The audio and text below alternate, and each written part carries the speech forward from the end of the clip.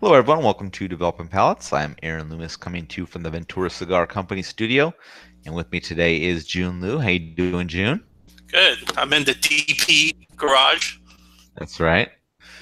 So today we are talking about the MLB Cigar Ventures Imperia Aventador Robusto, 5-inch by 52 ring gauge, comes out of the Quesada factory in the Dominican Republic. The wrapper's from Ecuador, the binder's from the Dominican Republic, and the filler is a mix of Dominican Republic and Pennsylvania. No blenders disclosed. The price point is $10.60, and the cigar was released in April of 2017. So, with all that out of the way, Jiunn, what was your smoking experience like? Um, First, I want to give a small shout out to the pre-light experience. I know we typically don't talk about that, but this cigar looked great. Like that wrapper in the sunlight, it was super oily. It was like you polish and you wax a really nice pair of brown shoes. Yeah. It looked really good. And when I went through the cold draw, it was like sweet raisin, cedar, and all that. It was awesome. But Yep.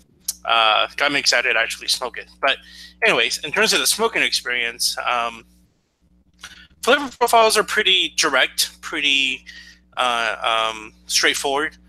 I got coffee beans, toast slash bread, and cinnamon throughout the whole, for most of the cigar. Retrohaling, cinnamon, a nice creaminess started popping forward. Finish, soft cinnamon on the rear palate, and cedar, strength of the body for the most part, just regular medium. So that was the first couple of thirds. Within the last third, I felt like, the cigar kind of lost some of the steam.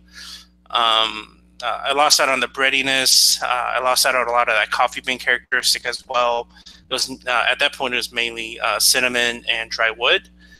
Luckily, through retrohaling, I got more of that same intensified cinnamon and cream, and those are still intact. I guess like you could say within the last third, the retro was my favorite part of the cigar. In terms of construction, I rated the burn to be good.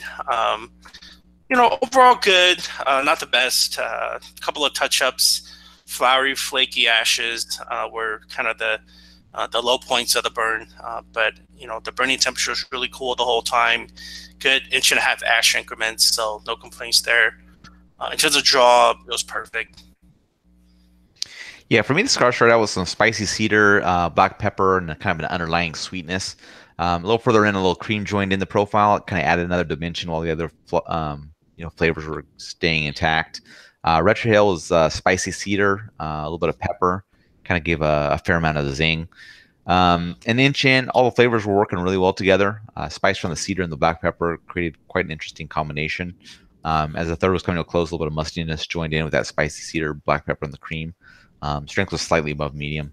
Getting the second third, cedar moves more to the front, along with the pepper. Creamy, musty notes a little further in the background. Half an inch in or so, the black pepper drops to the background while the slightly spicy cedar remained up front. An inch in, cream and mustiness increased to even out with that slightly spicy cedar. Retrohale is now carrying a slightly spicy cedar and mustiness to it. As the third was coming to a close, that cream faded back. The slightly spicy cedar and the mustiness were up front. Strength remained to that slightly above medium mark. In the final third, spicy cedar and mustiness remaining even. A little further in, the spice dropped from the cedar. Retrohale's a very musty cedar note. About an inch in, that mustiness picked up a bit, become the primary note with that cedar slightly behind it. That's kind of how the cigar finished out. Strength stayed at that slightly above medium mark. In regards to the burn, I'm in agreement with you. Slightly wavy throughout. Final third, the cigar kind of struggled to remain lit. Required 2 relights for me. Ash held on in 1-inch increments. In regards to the draw, a little bit tighter than I prefer, but that's just kind of nitpicking.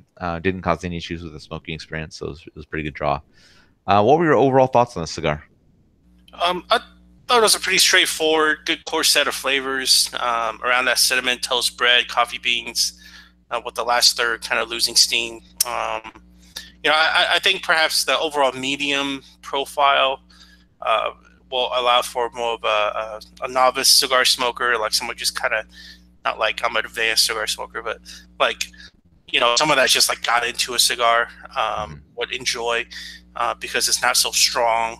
The flavors are fairly easily identifiable, right? It's like, I feel like this is one of those cigars where you could sit and smoke with your buddies and you're like, oh, what do you taste in the cigars? And more cases than not, you'll come up with similar number of flavors, types of flavors.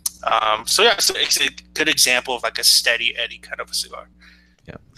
Yeah, I thought this got a really interesting, combination of flavors, that spicy cedar and the black pepper through the first half of the cigar. Some creamy muskness in there as well. Construction was pretty good. A little bit of the issues in the burn, but not too bad. Strength slightly above medium the whole way, so like you said, it's not going to overpower most people. I've smoked a couple of these. I thought they've been pretty enjoyable experiences. I'd have no problem going back to this cigar at all. Price point's a pretty good match for the experience, I think. So I think if you have access to these or come across them, I think it's definitely well worth seeking them out and smoking a few of them to see what you think. Like you said, flavors are pretty easy to pick out, and you'll be able to identify with them. So, getting the scores, we scored it pretty close. You gave it a 6.62. I gave it a 6.47. How do you think that match up with your experience? It matches well. It's consistently good cigar with some good construction. So mid sixes sounds about right. Yeah, we scored it equal. The only difference we had was in regards to the draw. It was just mine was just one step lower in the draw, so that's the only difference in our score. So yeah, it's good flavor, pretty good construction, overall good cigar. So I agree with that. Any other final thoughts from you on this one?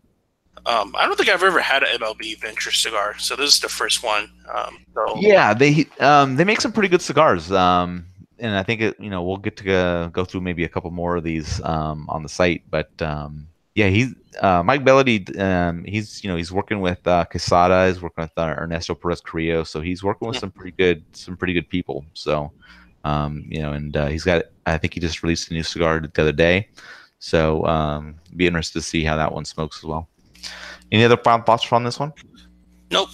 All right. If you're just catching this video on YouTube, be sure to subscribe to us, but also check out the full written review on the website, developingpalates.com.